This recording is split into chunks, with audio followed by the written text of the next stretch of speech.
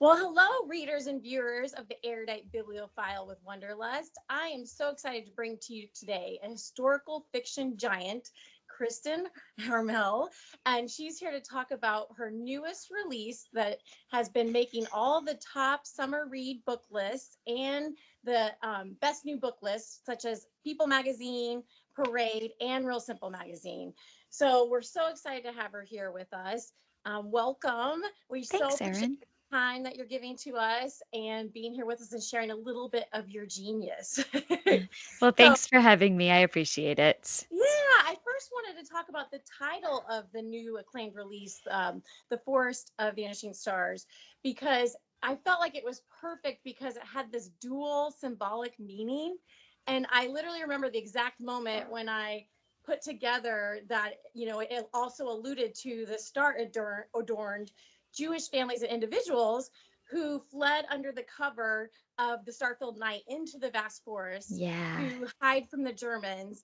And it was just a beautiful Well, symbolism thanks. there. So I didn't know if you came up with the title or did you work on that with the publishing team or Yeah, that's a great question. The initial title, my working title, was The Dove of the Dark Forest. ooh, I like that Because, too. yeah, but the publisher felt that it sounded too much like a young adult fantasy novel, which Oh, in retrospect I completely understand. But it was kind of hard to get that initial idea out of my head because that's, what I had been thinking of the book as I wrote the book. And so The Forest of Vanishing Stars was like a huge team effort. The four writers of Friends in Fiction, who I run that group with, who are Mary Kay Andrews, Christy Woodson Harvey, Patty Callahan Henry, and Mary Alice Monroe.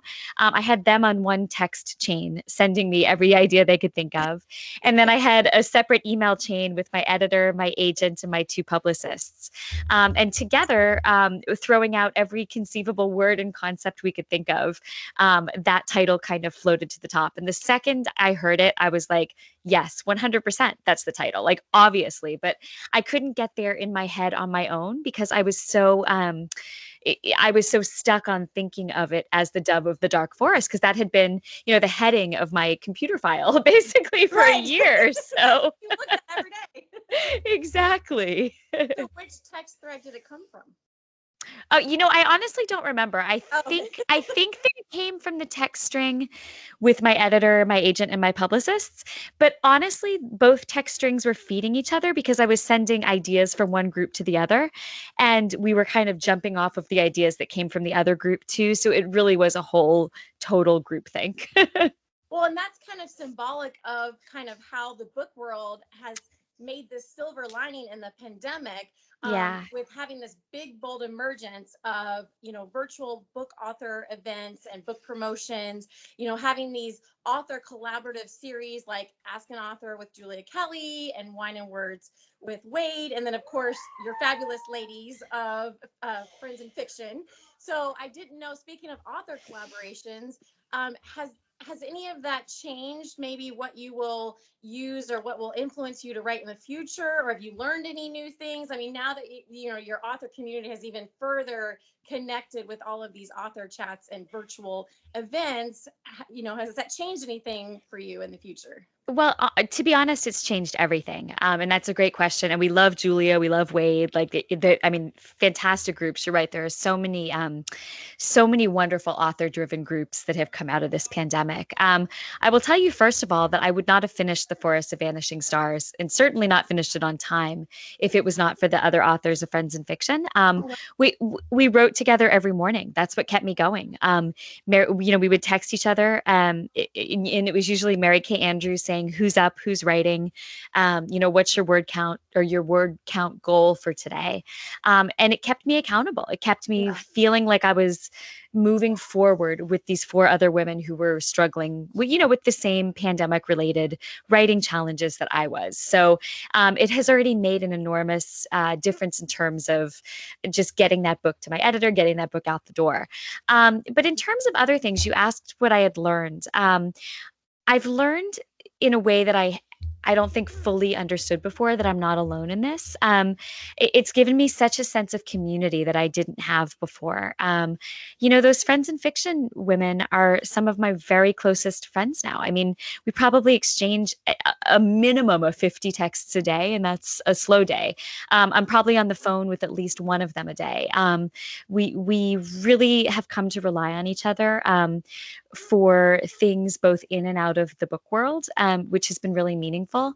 But beyond that, we have a chance to learn from the guests that we have every week. I mean, one of the questions that we ask every week is for a writing tip. We ask our guests of the week to give us a writing tip. And we've had guests ranging from, Kristin Hanna to Delia Owens to Britt Bennett to Lisa C to William Kent Kruger to Jodi Picoult. I mean, we've had a lot of big names. And so to be able to get writing tips from each of those people whose careers we all respect has been a real gift. And it's very interesting to hear the different things that people have to say, some of which are things I think we were already doing without putting words to them, if that makes sense. So it's helped me to understand my own process as a writer a little bit more too. And it's also helped me to understand how I can help other writers, and how important it is to be part of this bigger, broader community. I think I've always been a person who tries to pay it forward when I can, but this has really helped give me the means to do that, and it reminds me again and again that I'm really lucky. I'm lucky to be in this position. I'm lucky to be in a position where I'm, having the ability to talk to all these other writers and share their books with people. But I think with what's the Spider-Man quote, with great power comes great responsibility, or Oh, something like that. And I feel like eh, because I've had the opportunity to be in this position, I'm even more obligated to help authors who are on their way up, or or who are at the same level as I am in my career. So it's just brought that whole world together, which I appreciate. well, and I don't think for readers it'll ever be the same again too, because a Yeah. lot of times, there's certain readers who don't have a chance to get to like in-person events, Yeah. or they don't have an indie bookstore close to them. So now True. they're able to hear all of the behind the scenes tidbits and meet their new author's favorite author. So either way, we're not going back, right? Well, it's so true. And, on Friends in Fiction, particularly, we have a lot of the same viewers show up week after week, and we know them. I mean, it's not just faces or names on a computer screen. I mean, I did have a chance to go on an 8-day live tour this summer, before the Delta variant really kicked in. I think things are kind of starting to scale back again, but it was at a time when we were beginning to open up and feel a Right. little bit safer. I just was right in that window when my book came out. And I had the opportunity to meet a lot of the Friends in Fiction readers face to face, people whose names I knew and whose faces I knew just from interacting with them online. And I was surprised how deeply connected I already felt to them. Like they already felt like friends. It wasn't just like, oh, yeah, you're that person who Right. I know from the internet. It was like, oh, no, you're my friend Anissa, or you're my friend Maria, or you're my friend, whoever. And it was, that was really incredible to me, and it really did show me that we're connecting in a real way. And I don't think that's ever going to go away. I think that going forward, even when the pandemic is behind us, we're going to see this beautiful hybrid moving into the future, where we see the return of live events. It's already happening. My three Friends in Fiction author sisters, Mary Kay Andrews, Patty Callahan Henry, and Christy Woodson Harvey, all have books out this fall. They're all planning on going on a tour. Which hopefully will happen. We'll kind of see what happens with COVID and with the Delta variant. But tours are happening. Tours will be happening. But I think we're always going to have this ability to interact online, and I think that's always going to be one of the good things that came out of 2020 and 2021. Well, and speaking of, you kind of said about feeling kind of a responsibility.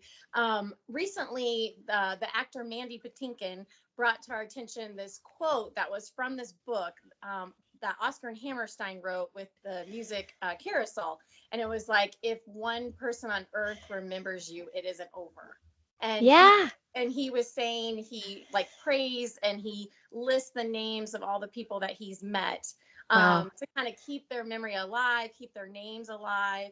And that's essentially kind of, what you do too when you write your book. So, Yeah. does there kind of feel like this pressure and responsibility to like honor, these stories, legacies, and, increase awareness, increase accuracy, and Yeah. not these events? Because, a lot of times it's amazing to me that just a few generations away, people and events are forgotten, and they're only Yeah. sometimes brought into the spotlight and out of the darkness through like books like yours, through movies like Yeah. Defiance, right? Yeah. Yep.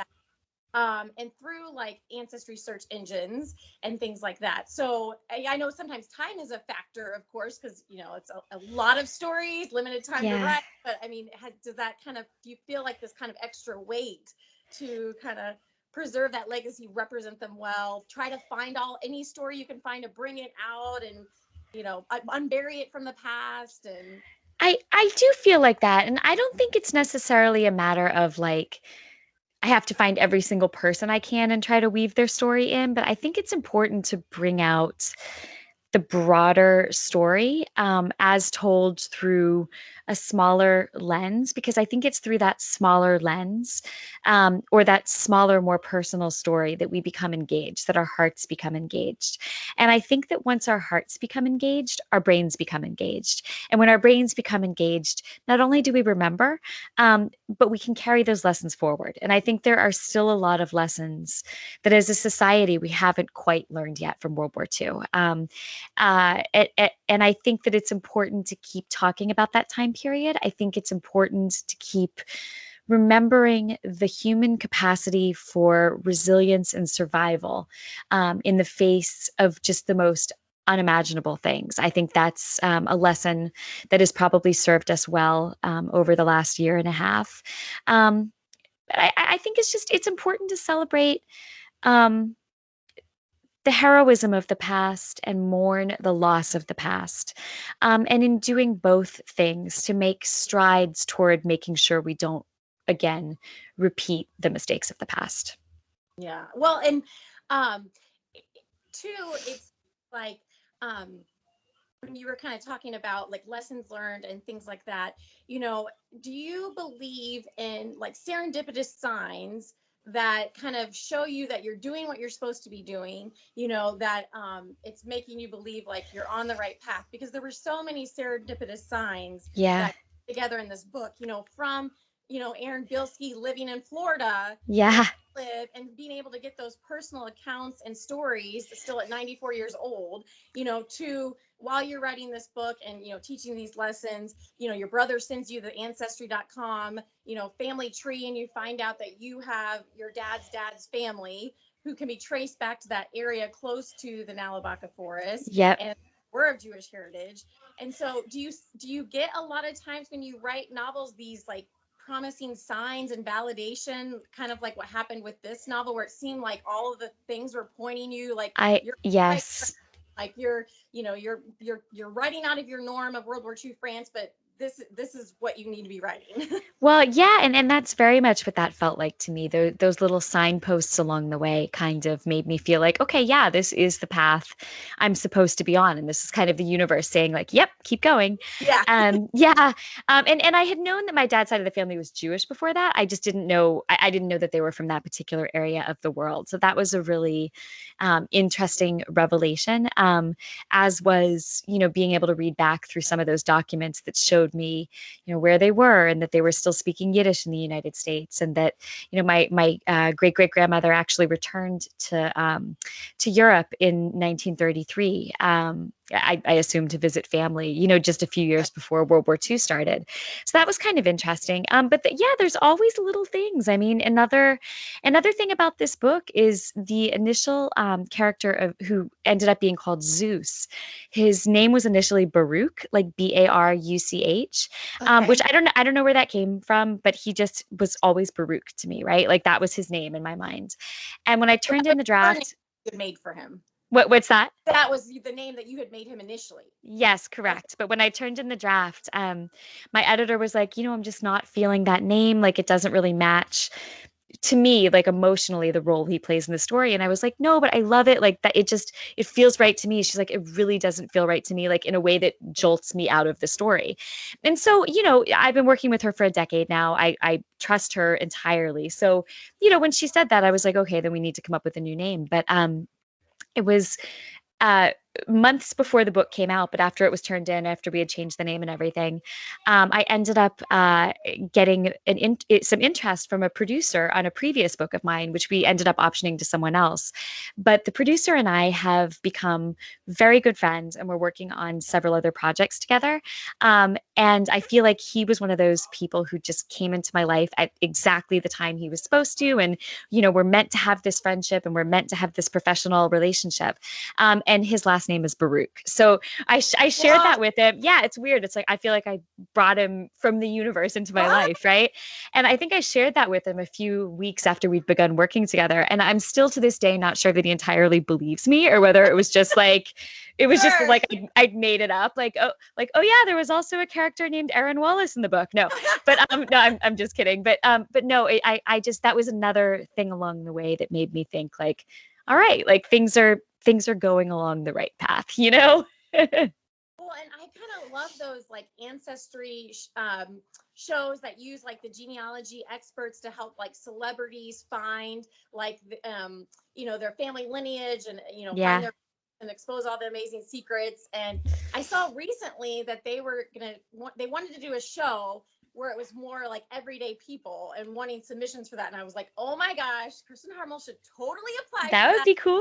Because I'm Yeah. like, I feel like everyone would think it's so fascinating, like the book's connection to your like family heritage and Yeah. lineage. And I was like, that just seems like it would intersect. I should apply. That does sound like it would be really cool.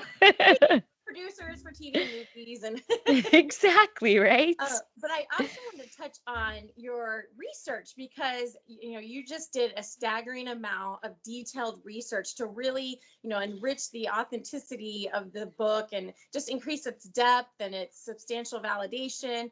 And it was the first time you couldn't go to the places that Yeah. were the settings in your book. And I sometimes feel like historical fiction authors could almost be like the best contestants on Jeopardy, because I feel like you guys have to research so many topics, such a big amount of information, such varied topics. I mean, I think for your book, you'd mentioned that you had done, read books with herbal medicine, wilderness survival, Yeah. foreign languages and translation, Yeah. Holocaust survivor testimonies, the Nalabaka Forest. I Yeah. mean, you were reading all over the place. And so I just didn't know if any of that was changed because you couldn't go to Poland. Do you feel like you read more, researched more, or took different avenues of research? Or do you feel like that's going to change maybe how you research in the future because of some things that were uncovered because you couldn't visit the place? How did that change like the overall No, book that not to be it there? it's a good question. I don't think I did the research any differently than I have in the past, or I would have otherwise. This book wound up being a little bit more research intensive for me because there were so many things I didn't know. I was starting from scratch. And part of that is, I've written several books about World War II France. So I'm really comfortable writing about it. Like there's not a lot that I shouldn't say there's not a lot. There is a lot at the beginning that I already have like a baseline of knowledge and a baseline of understanding. This was starting cold, both in reference to that particular area of the world, but also in reference to what it's like to survive in the wilderness. So, I know what it's like to live in Paris. I do not know what it's like to survive in the middle of a Polish forest. So, so just because of those things that were separate about the book itself, like I think I was always going to have to do more research. um I would say that even if I had been able to go to that part of the world and experience the forest for myself, which I was not able to do because I wrote this whole book during COVID, I still would have come across the same sources. I would have read the same books. I would have interviewed the same experts. Um, but I think because I didn't have the chance to go to the forest, I relied on the forest expert who I was able to connect with, which was such a blessing. His name was Vadim Sidorovich. He has a PhD. He's an expert in the Nalabaki forest. And I think that if I had gone to the forest, I still would have connected with Vadim. I probably would have connected with him in person, which would have been awesome. Um, but I think I would have relied on my own observations to fill in some of the blanks rather than asking him these teeny tiny minute questions. Right. And I think a lot of my observations would have been incorrect because there were things like, he's written some books about the Nalabaki forest. So um, there were times that like I'd find a mention of a tree that I needed to include in a passage, right? And I would think like, okay, of course this is the tree because I know this tree grows in the forest because I read it in his books. Right. And I think if I had seen it myself with my own eyes in the forest, I wouldn't have ever stopped to think, is this the right tree to use? Right. But I ran everything by Vadim because I was kind of extra nervous that I was missing, little details just from having Yeah. not been there. And it turned out that there were very specific areas of the forest where very specific things grew or didn't grow. So there were examples that if I hadn't run things by him, I would have used the wrong tree for the wrong part of the Right. forest, or I would have had somebody picking mushrooms in slightly the wrong season for that particular area, or little things like that that I would have just assumed I knew because I had experienced them firsthand, but I wouldn't have understood the nuances of. And so you asked if it changed the way I would do things going forward. I think it will always serve as a reminder that I should ask those little questions and be careful not to assume. And I was not ever going to assume anything big.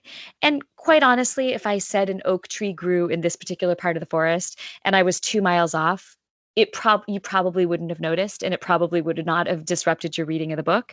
But like I would have known. Do you know what I mean? And Right. like and I want to get it right. Like I want to get everything I can 100% absolutely accurately right. And it reminded me again, not just to rely on my own observations if there's even a sliver of doubt, if that makes sense. Right. Just to enhance that extra detail. Yeah. Because there are Yeah. readers, like you said, who, if they're familiar with the forest or if it gets released in Poland, they might see that little bit and be like, well, And that's they're not like, that's not correct. right. Exactly. And then you lose all credibility, right? Right. So, yeah, exactly. And we were talking about quotes earlier, and there's this quote that I really love from the author Jasmine Darznik, who talked about we are, quote, writing women back into history. Yeah. And I Yeah. wholeheartedly support and love historical fiction that's written by women about women that brings them back into the forefront because many times they've been omitted or erased. Yeah. And you've written some really lovely female protagonists in your historical fiction. And so I didn't know if you could build like a perfect main character, taking like the best qualities you admire in each of your historical women. What qualities would you pick to kind of create and build her? Like if you took a quality from Yana and a quality from Ava and a quality from Ruby, say what would you build? What did you admire most about them that you would build into this character? Um, you know, I actually think what makes the most interesting characters is not the qualities they do have, but maybe the qualities they don't have at the beginning of the novel. And because that's where the journey is. Like Oh, the they it's grow. yeah, it's those things that are missing at the beginning, those things that they haven't figured out yet, or those things that maybe are deep inside of them but they didn't know were there. And so it's hard for me to say that I would pull a quality from each of them because in some ways, I think they all have the same quality. I think what they all have in common is that they were thrown into a situation that they didn't expect. Right. They took a little time to kind of figure out, well, what is my role in this journey? Do I have a role? Do I have an obligation? And then once they decided they did, and they did have a role, and they chose that way forward, they began to summon an internal strength that they didn't know they had. So I would say that the ideal character would always have um, an internal strength that she can summon. Um, But then that's an easy thing to say because I think we can all have an internal strength we can summon. I think it's just that sometimes we don't know it because we've never really had to summon it before. We've had to summon some strength for the small moments, Right. but we don't realize until our backs are up against the wall that we do, in fact, have the strength for the big moments too. And I think it takes courage to dig for that. And I think it takes some false starts along the road to dig for that. And I think the joy in watching a character like Yona or like Ava or like Ruby unfold is watching how she gets from that place of ordinary woman going about her life to to a woman capable of doing things she never imagined, and saving her corner of the world in the process, if that makes sense. Oh, it does. And like you said, we can always grow and learn Yeah. and get better, you know? Yep. Yep. And you talked earlier about the World War II genre. It is, if you read historical fiction, a lot of books are centered around World War II. And like you said, a lot of lessons to still be learned from it. Yeah. But I didn't know if you try to look for certain elements or characters to kind of try to help, your story stand out kind of in a genre that's stacked and centered a lot around kind of that World War II Europe like setting and time, because I felt like, this newest offering from you totally had that with that inclusion of that magical realism element. Like Yeah. I loved, escaping into Yana's world, with her unique physical characteristics, with her, different colored eyes and her dove-shaped Yeah. birthmark, and, guiding lights of the stars and auras, Yeah. prophecy, dreams, and just all the herbal remedies. And I just loved that kind of magical realism you kind of, the Yeah. world you opened up. And that's not Thank something you. I found, I feel like, in historical fiction. Like Well, you said, the crossing of those two, the magical realism fantasy with the historical fiction. well, thank you. I think when I'm sitting down to write a book, when I'm thinking about ideas for what I want to write, I think I'm thinking like a reader. I mean, there are a lot of World War II novels out there, but I've been writing World War II for a long time. I mean, my first World War II novel came out in 2012. I wrote it in 2010, 2009, 2010, actually. Um, and I think one of the things I've realized with that novel, which was called The Sweetness of Forgetting, and which centered on the real historical story at the core of that one was about the Grand Mosque of Paris, which was the Muslim center of Paris. And there was a small group within the Grand Mosque that worked with Christians and with Jews to help save Jewish lives during World War II. And what was so satisfying about digging into that story was the idea that I was learning things that I had never heard before Right. and that felt so tremendously relevant to the world today that I was wondering why I hadn't heard them before. And that was one of the big reactions I get over and over again from readers of that book. Oh my gosh, I've never heard of this. Why have I never heard of this? And I should say there was a children's book written about the Grand Mosque, but it hadn't really been told in a novel like this before. So I think I realized even back then, a decade ago, what joy and satisfaction there was in sharing a story that felt unusual, a true story that we felt like we hadn't really heard before. And so that's something I keep trying to do again and again. And the Forest of Vanishing Stars, like, yes, a lot of people have probably seen the movie Defiance, which is also about refugees in the forests of Eastern Europe during World War II. But this went a little bit more in depth into it. And like you said, with that little layer of maybe magical realism, maybe not magical realism, just kind of added something a little bit different to it. And Kind of that's what felt like a story within a story. yeah, well, and that's a good point. But I think that's it's what I try to do again and again. I try to tell stories that haven't been told enough and that make you stop in your tracks and think, wow, I didn't know that. And in that moment of wow, they also make you think, okay, this is something I can carry forward into my life and into my future. So and those are always my favorite kinds of World War II books to read as well. Well, and it's like you don't even have to make it up. Like it seems like it's, Yeah. a movie and you can't even imagine it, and it's all true. It's It all real. like, It's crazy. Yeah. Yeah. and I also saw in one of your recent interviews that you have a sister who's an author that I had no idea. And it sounds Yeah. like her next book is coming out, her third book. Her next book is coming out next week.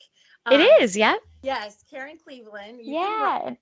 Yep, And I thought I had it sitting here, but no, I moved it to the other room. Yeah, it's called You Can Run, and her name is Karen Cleveland. Yep. I just was I didn't realize that, and I thought, wow, I'm like, I wonder if Kristin, like, what advice did she give her when she kind of pivoted from her career in the CIA to writing, being a published author and writing. And then on top of that, I know you kind of write in two very different genres. Hers Yep. is more thriller because of her CIA background. And so I didn't know, have you ever talked about maybe like a future book project or collaboration? Because it seems like there's, like, lately a lot of duo and triple author combinations that are just amazing, like Heather Webb and Hazel Gaynor, and Yeah. Aaron White, Lauren Willig, and Beatrice Williams, and Stephanie Dre and Laura Kamoy. So I was just like, I wonder, even though they write totally different genres, if they could merge those together and do You like know, and I think our genres are so different and our writing voices are so different. I don't think that there would necessarily be an overlap. I think we just write such different kinds of books, but her books are really good. They're very fast paced.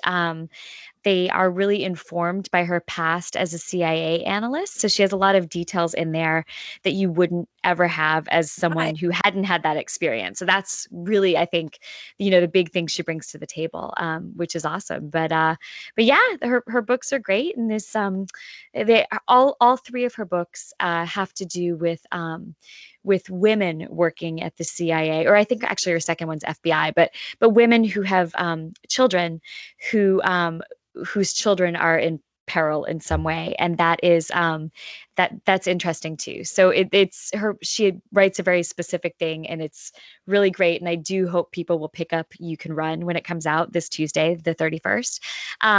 But yeah, I don't know that I can see us collaborating in the future. Did you give her any advice, kind of, when she um transferred? she mostly did it on Because her I know own. I writing mean, was her first career either, so I didn't know if. yeah, no, well, writing was my first career, just not writing novels. It was just, Right. I started Oh, off as a journalist, but it was always in the with the idea of right. writing novels one day. Yeah, no, she kind of did it on her own. I mean, she came to some of my classes that I taught. Oh, wow. She's always been supportive, and she's always obviously followed my career. But yeah, this was something she kind of took on and did herself, which was great. So good for her. Well, and I know we're short on time, so I just wanted to see if we could end with something fun, something kind of different, to kind of help the readers kind of get to know you a little bit deeper and better on a more personal level versus like the international best-selling author Kristin Harmel. So Yeah. I was going to do like a would you rather preference game, and kind of end with that. So Okay. the first thing is coffee or tea? Coffee. In fact, you can see I have my iced coffee right here. Oh, that's right. I just see that. Lakes, oceans, or mountains? Oceans. Wine, cocktail, or beer? Wine. Paperback, hardcover, ebook, or audiobook? Hardcover or paperback. Hardcover or paperback. They're kind of interchangeable to me. Pen, pencil, or computer? Computer. Movie, theater play, or music concert? Movie. Facebook, Instagram, or Twitter? Facebook. Halloween, Thanksgiving, or Christmas? Christmas. Oh, like I share a lot of those same answers. Well, before we go, speaking of you said paperback, I wanted to also let everybody know that you recently announced that you have your first mass market paperback coming out. Which, if people aren't familiar with that, it's the smaller, kind of more Yep. inexpensive book Yep. format. That's This in. size. Oh, there you go. Ah. That's Yeah, in that, like yeah. ports and drugstores and grocery stores, and it's right there. It's the Yep. winemaker's The Supply. Winemaker's Wife. Yep. It just came out this past Tuesday. So you should be able to find it, pretty much anywhere you can find that smaller size of book. So like you said, like Walmart, grocery stores, drugstores, the airport, things like that. So yeah. Well, I was going to ask, I know the trade paperback came out around the beginning of the COVID pandemic. Was that the major factor in publishing the mass market, Nope. or what makes like a publisher decide like what formats to put out, as far as large print, ebook, audiobook, trade paperback, hardcover? I mean, there's so many formats. So I was surprised to find this was your first mass market one, because I'm like, oh my gosh, your books are so popular. I was shocked that. Mass market isn't usually for historical fiction. It's really unusual to find Oh, historical fiction in mass market. So this is wow. kind of something new they're trying. So this is almost like the Yeah, this is almost You're like the little, the trendsetter. You're like yeah, breaking open the door for at all least the within Simon and Schuster. I'm not going to say there's never been a historical right. fiction. I'm sure there have been. Like, I'm sure probably The Nightingale came out in mass market, for example, right? I'm sure there have been other books, but it's an unusual format for historical fiction. It's more, it's just usually a different type of book, so it's just kind of something that they're trying. And as far as whether it's trade or hardcover, that is down to a whole lot of internal decisions that are above my pay grade. And then ebook is almost always it almost always accompanies the trade or the hardcover. Audio is usually a separate contract, and large print is usually a separate contract. So, yeah, it's not just one publisher necessarily putting out all of those things. Those rights get bought by different people sometimes. Gotcha. So Yeah. all historical fiction lovers out there, if you love Yep. paperbacks, go get that one because Yep. it sounds like this Nine could help break nine open ninety that nine. market Exactly. and distribute historical fiction everywhere. So anyway, so thank you so much, Kristin, for joining us. We had a Thanks for having great me, time Erin. today. And everybody, like I said, The Force of Vanishing Stars and The Winemaker's Wife, go out and grab. Thank you so much for joining us. Thanks, Erin.